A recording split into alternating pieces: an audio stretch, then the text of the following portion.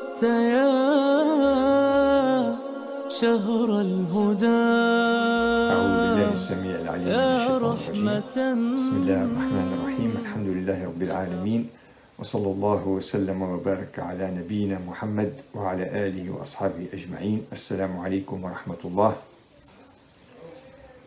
Nous allons parler aujourd'hui de quelques connaissances à propos du noble Coran et notamment de l'histoire de sa rédaction. الكلام اليوم عن جمع القرآن العظيم. تكلمنا المرة الماضية قلنا بأن القرآن نزل على حسب المناسبات والوقائع مفرقا على مدى 23 سنة، ثم جمع 3 مرات. Nous savons donc que la révélation a été fragmentée selon les circonstances, les occasions, et sa rédaction du livre est passée par 3 grandes étapes que nous allons passer en revue aujourd'hui, Inch'Allah. Al-Jam' al-Awwal kana fi ahd an-nubuwah. La première étape était pendant l'époque prophétique. كان النبي محمد صلى الله عليه وسلم يحفظ الآيات التي تنزل عليه عن ظهر قلب، يعني كالنقش على الحجر. والقرآن يقول في هذا الموضوع، في هذا الأمر، يقول: لا تحرك به لسانك لتعجل به إن علينا جمعه وقرآنه فإذا قرأناه فاتبع قرآنه ثم إن علينا بيانه. وكان جبريل عليه السلام يعرض عليه يدارسه القرآن مرة في العام في شهر رمضان، وفي آخر رمضان من حياته درسه القرآن مرتين، وحسب بعض الروايات كانت هذه بحضور بعض كتاب الوحي. Donc la révélation était gravée dans la mémoire du messager Mohammed, paix et salut sur lui. C'est en ces termes que le Coran le lui rappelle en lui disant: n'essaie pas de répéter sur le champ tout ce qui t'est révélé, dans ton impatience de le retenir. C'est à nous, c'est Dieu qui parle, qu'appartient de te l'apprendre, c'est à nous qu'il appartient de te l'apprendre et de t'en faciliter la lecture. Plus loin, il lui dit: et ce sera à nous de t'en éclairer le sens. D'autre part, nous savons que l'ange Gabriel révisait avec lui le texte révélé 1 fois par an à chaque mois du Ramadan, et que cette révision a eu lieu 2 fois lors du dernier Ramadan de sa vie, selon certaines sources, en présence de certains compagnons qui étaient chargés de l'écriture. في هذا الموضوع كان عنده النبي صلى الله عليه وسلم كان عنده كتاب الوحي الذين يكتبون عنه الوحي لما ينزل به جبريل، ومن هؤلاء كتاب الوحي ثم أبي بن كعب وزيد بن ثابت والخلفاء ال4 وغيرهم، كانوا حوالي 60. بعد هؤلاء الكتاب ثم الحفظة، كان الذين يحفظون القرآن من الصحابة من ذاكرتهم، وكان عددهم كبيرا حتى أنه في معركة اليمامة ضد المرتدين كان هناك جيش اسمه جيش القراء، قتل منه في هذه الحرب تقريبا 70 كما سنرى فيما بعد. Donc il y avait des compagnons du prophète qui étaient chargés de l'écriture, tels que Zayd ibn Thabit et Ubay ibn Ka'b, les 4 califes bien guidés et d'autres. Environ, ils étaient une 60aine. Par la suite, un grand nombre de compagnons l'ont appris par cœur d'eux-mêmes. Ces compagnons, connus sous le nom des Qurra, des lecteurs, ont participé à la bataille de Al-Yamama contre l'imposteur Moussaïlima.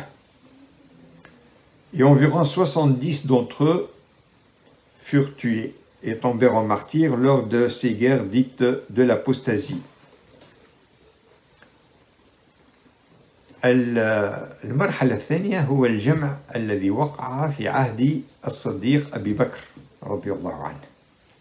Donc la deuxième étape, la deuxième rédaction, s'est faite sous le califat de Abu Bakr. وهنا يطرح سؤال: لماذا علاش القرآن ما لم يقع جمعه في عهد النبي صلى الله عليه وسلم؟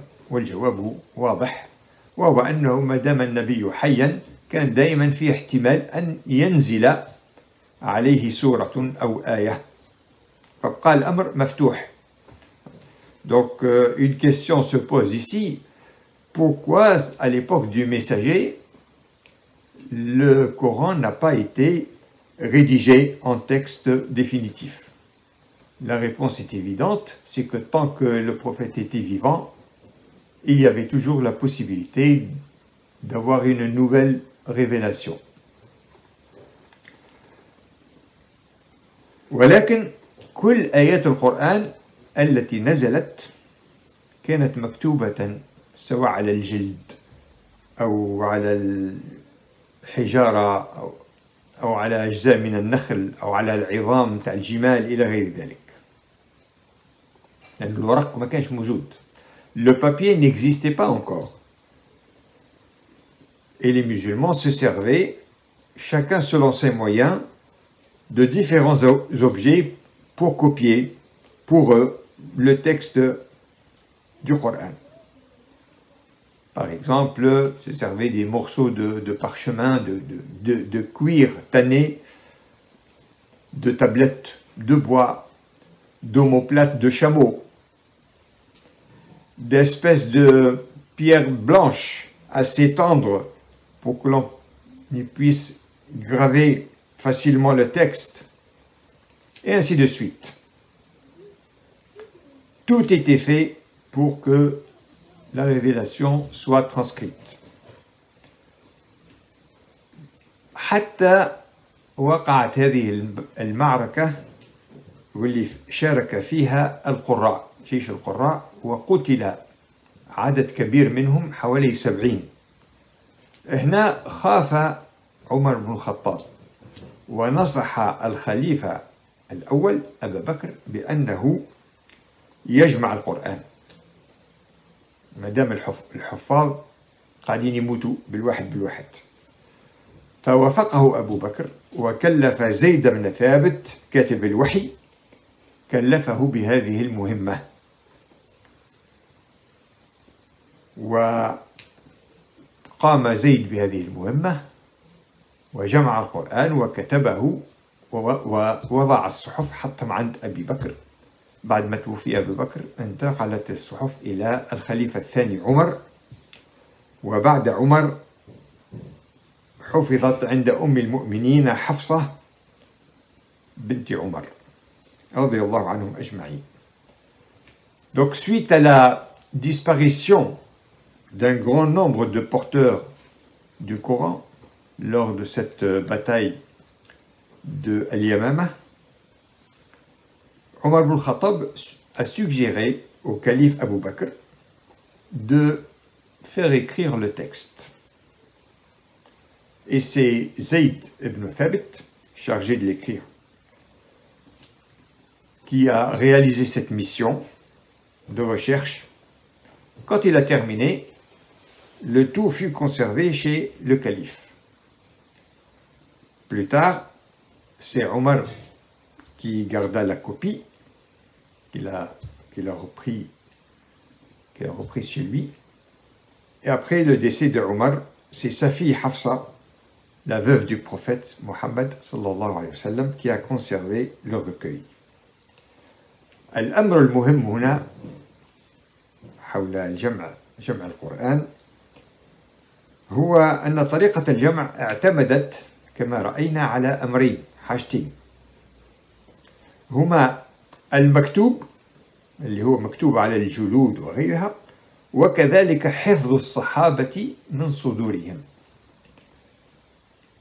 وهذا الأمر استمر جيلا بعد جيل محفوظا في الصدور، يتناقله جماعة كبيرة عن جماعة أخرى حتى وصل إلينا، وهذا ما يسمى بالتواتر. Il est important de souligner ici cette double méthode de rédaction, à savoir par écrit et de mémoire.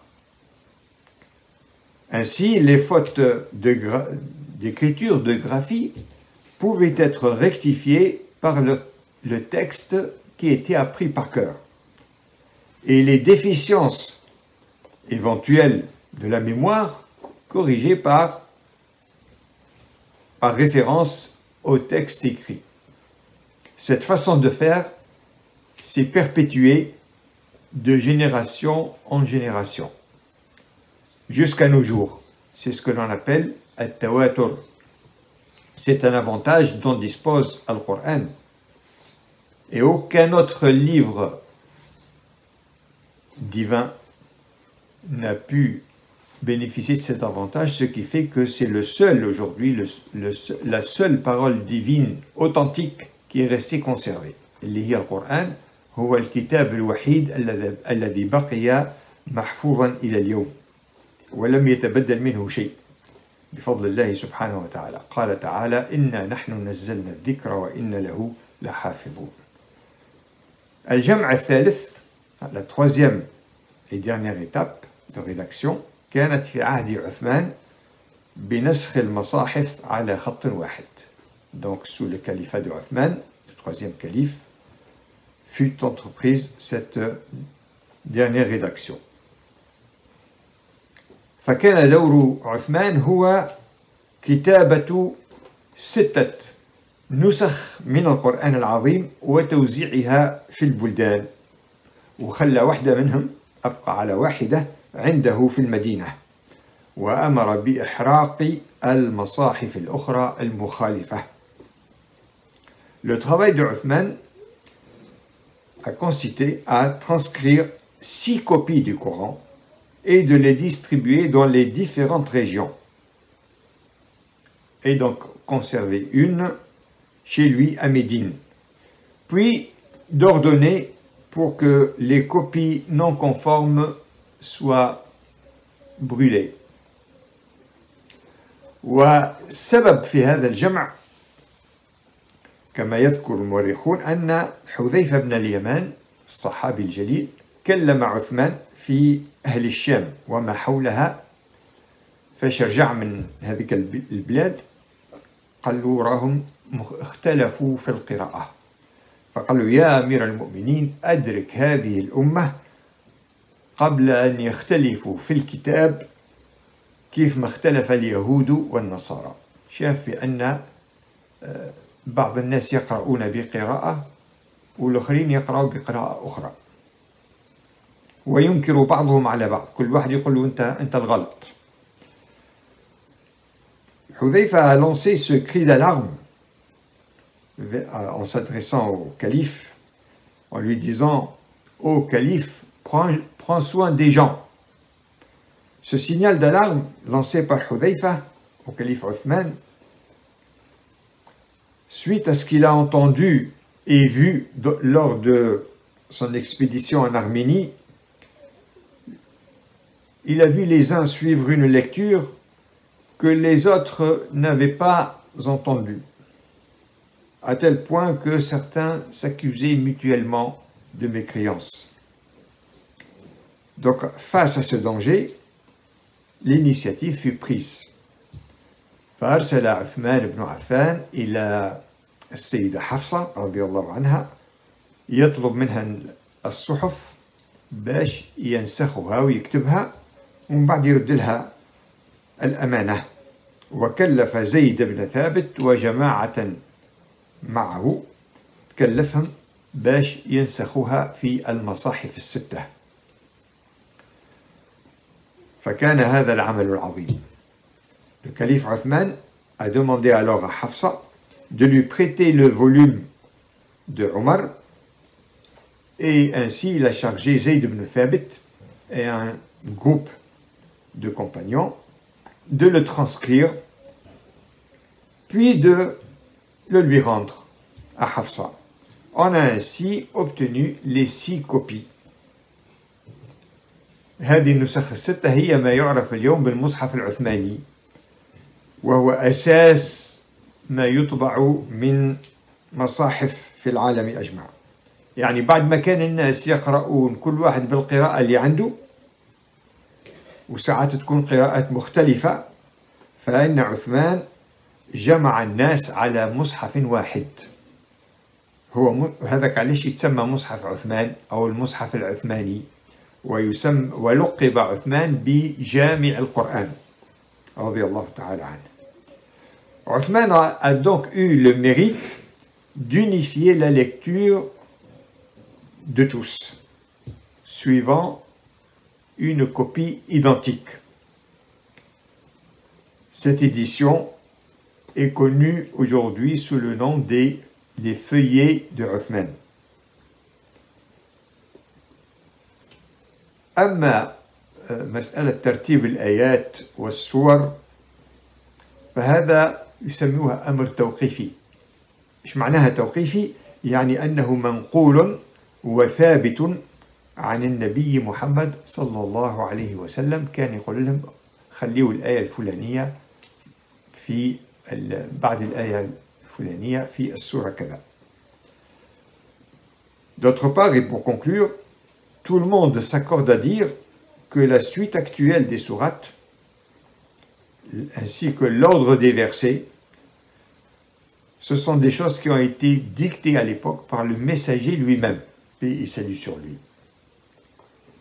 وبهذا تم جمع القرآن ووصل إلينا نقرأه كما أنزل على النبي صلى الله عليه وسلم. C'est ainsi qu'aujourd'hui nous sommes certains de lire le Coran tel qu'il a été révélé exactement par l'ange Jibril vers le prophète Muhammad sallallahu alayhi wa sallam. والحمد لله رب العالمين. أسأل الله تبارك وتعالى أن يتقبل منا ومنكم صالح الأعمال.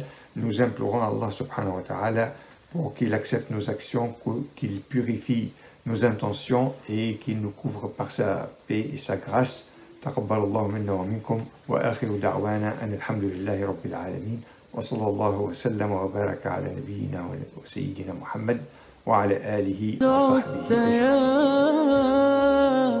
شهر الهدى يا رحمة تسع المدى، يا طهر قطرات الندى، يا كل معنى للجمال. قد عدت يا شهر الهدى يا رحمة تسع المدى، يا طهر